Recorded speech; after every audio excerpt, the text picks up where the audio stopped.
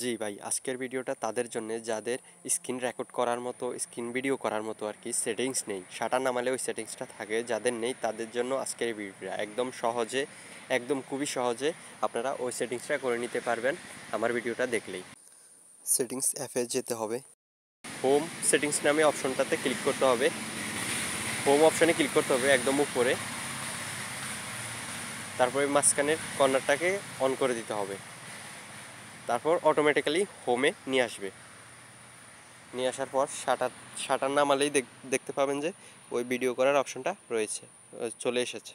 Receipt নামে ভিডিওর আইকনটাকে চেপে ধরে রাখলে এই অপশনটা চলে আসবে। তারপর ওই অপশনটাকে চেপে ধরে রাখলে এই অপশনটা আসবে। এই অপশনটা আসার পর এই যে অপশনগুলো রয়েছে এগুলো অন করে দিতে হবে। এই চাবিগুলো অন করে দিতে হবে, চারোটি অন করে দেওয়ার পর ভিডিও নামে অপশনটাতে চেপে ধরলে